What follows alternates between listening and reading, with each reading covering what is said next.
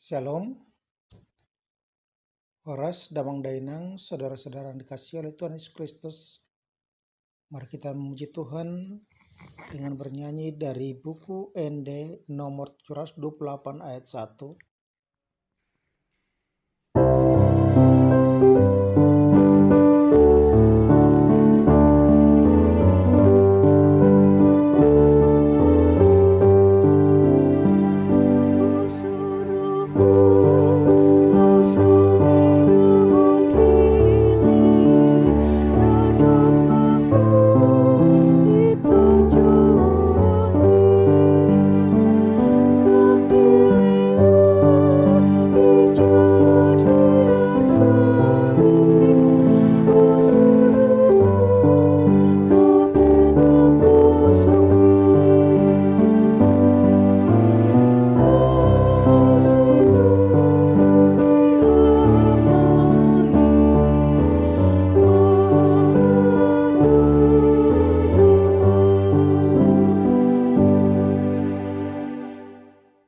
Kasih karunia dan damai sejahtera dari Tuhan Allah Bapa kita dan dari anaknya Tuhan Yesus Kristus menyertai kamu sekalian. Amin. Damang Dainang, saudara-saudara yang dikasihi oleh Tuhan Yesus Kristus, firman Tuhan untuk kita pada hari Senin, tanggal 18 Juli 2022, tertulis dalam 2 Timotius 4 ayat 5, demikian bunyinya. Tetapi kuasailah dirimu dalam segala hal, sabarlah menderita, lakukanlah pekerjaan pemberita Injil, dan tunaikanlah tugas pelayananmu.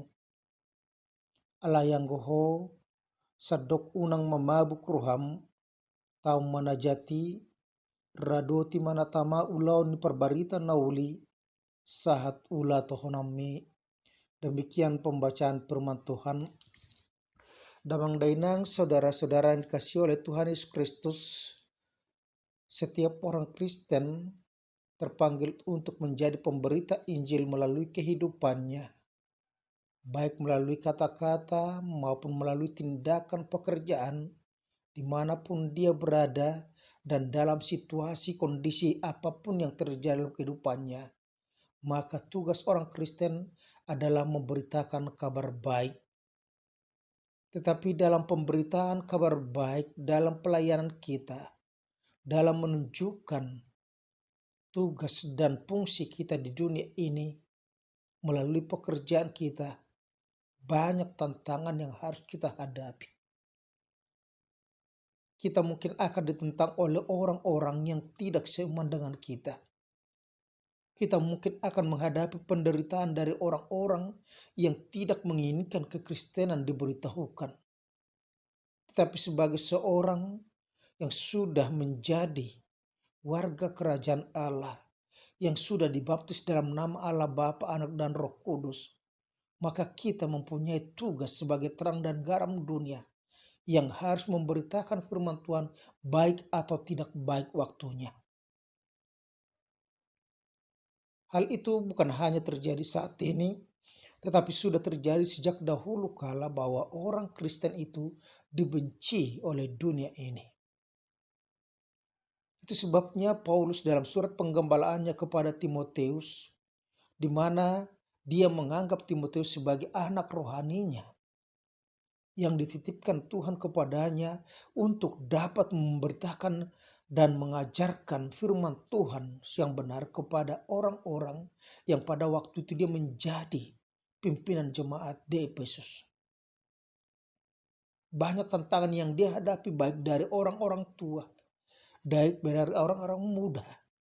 Tetapi Paulus selalu mengingatkan dia supaya dia tetap menjadi teladan dalam setiap tindakannya, terutama mengenai iman dan perbuatan baik. Oleh karena itu pada saat ini juga ketika dia menghadapi persoalan-persoalan itu, di mana dikatakan bahwa akan ada tiba saatnya orang tidak peduli dengan berita Injil yang benar itu. Orang tidak peduli lagi dengan kehidupan imannya, tetapi lebih mendengarkan tentang berita-berita dongeng. Maka Paulus mengingatkan dia supaya Timotius senantiasa berpegang dalam ajaran yang sudah dia terima dari Rasul Paulus. Itu sebabnya dikatakan pada firman saat ini, tetapi kuasailah dirimu dalam segala hal, sabarlah menderita, lakukanlah pekerjaan pemberitaan Injil, dan tunaikanlah tugas pelayananmu. Karena apa dikatakan di situ bahwa akan ada waktunya orang tidak dapat lagi menerima ajaran sehat, tetapi mereka akan mengumpulkan guru-guru palsu menurut kehendaknya untuk memuaskan keinginan telinganya. Akan ada saatnya bahwa pengajar-pengajar yang benar akan ditolak. Dan mereka akan memalingkan telinganya dari kebenaran dan membukanya bagi dongeng-dongeng yang hanya menyenangkan telinga mereka, yang hanya enak didengar oleh telinga mereka, yang hanya menyenangkan pikiran mereka, yang hanya mendukung perilaku mereka. Sehingga ketika firman Tuhan menyatakan bahwa mereka sudah menyimpang daripada kehendak Tuhan, bahwa perilaku mereka sudah bertentangan dengan kehendak Tuhan, maka mereka tidak akan mau menerima pemberita Injil. Tetapi Paulus mengingatkan Timotius supaya dia tetap berpegang pada dasar itu. Itu sebabnya dikatakan di situ bahwa kuasailah dirimu.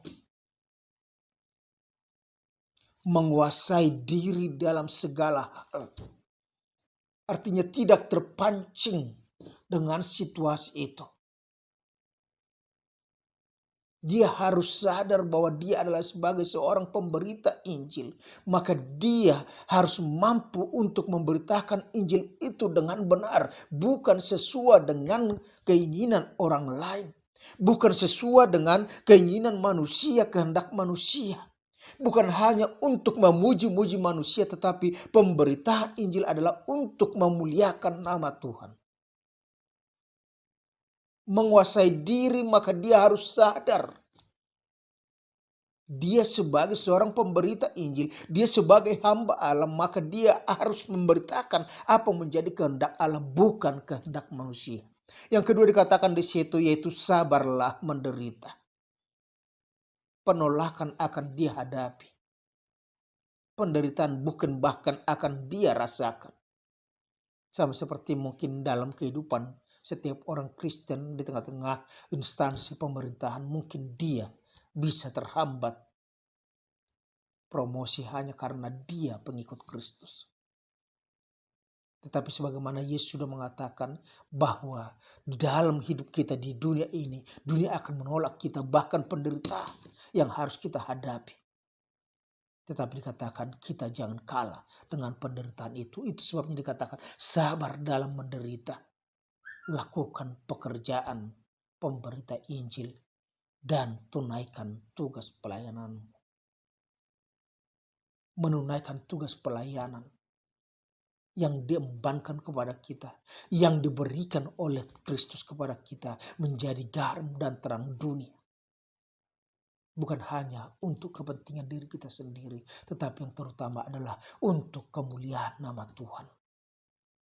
Menunaikan tugas panggilan adalah kita mampu menyelesaikannya sampai tuntas sesuai dengan kehendak Tuhan, bukan sesuai dengan keinginan kita, bukan sesuai dengan kesukaan kita, kesenangan kita. Melayani, menunaikan tugas bukan hanya sekedar karena suka, bukan hanya sekedar karena mood kita lagi baik, tetapi situasi baik atau tidak baik, maka kita harus memberitakan firman Tuhan.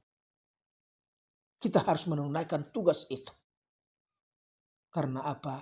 Karena siapa yang setia dan bertahan sampai akhirnya.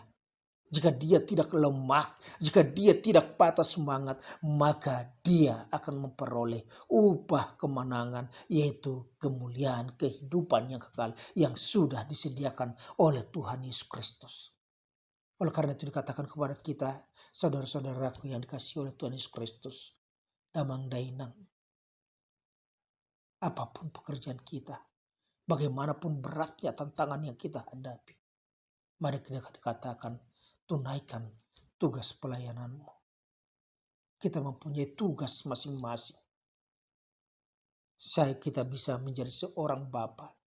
Tunaikan tugasmu sebagai seorang bapa, sebagai seorang imam yang akan menuntun keluargamu semakin mengenal akan berkat Tuhan dan memuji Tuhan. Sebagai seorang ibu, tunaikan tugas pelayananmu sebagai seorang ibu dengan mempersiapkan seluruh kebutuhan keluarga.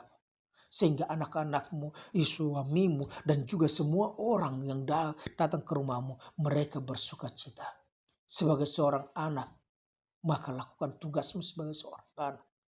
Bantu orang tuamu, hormati orang tuamu. Sebagai seorang pelayan gereja yang sudah dipanggil dengan talenta-talenta kita, lakukan, tunaikan tugas pelayananmu. Jangan tanggung-tanggung. Karena apa? Hidup ini adalah kesempatan. Maka selagi ada kesempatan diberikan kepada kita, maka lakukan itu sebagai persembahan kepada Tuhan. Selamat menunaikan tugas pelayanan saat ulat nami. Amin. Terima kasih Tuhan jika hari ini Engkau telah menyatakan kami, supaya kami senantiasa sabar dalam penderitaan, kami menguasai diri kami, tidak gampang tergoda oleh bujukan dunia, bujukan iblis, tetapi kami senantiasa bersuka cita bergantung kepadamu saja, dan kami akan melakukan tugas pelayan kami sesuai dengan kehendak-Mu, bukan sesuai dengan keinginan kami saja. Bapa Sorga, berkati setiap anggota jemaat-Mu yang mungkin sedang sakit atau dalam proses pemulihan, berilah Engkau yang menguatkan mereka, sehingga dalam penderitaan, dalam pergumulan, dalam rasa sakit yang mereka rasakan, mereka juga tetap senantiasa setia kepadamu, tidak kalah oleh bujukan-bujukan dunia ini. Terpujilah Engkau sekarang sampai selama-lamanya. Dalam nama Tuhan Yesus Kristus kami berucap syukur. Amin. Anugerah Tuhan kita Yesus Kristus, kasih setia Allah Bapa, dan persekutuan dengan Roh Kudus menyertai dan berkata Engkau sekarang sampai selama-lamanya. Amin. Horas, selamat beraktivitas. Tuhan Yesus memberkati.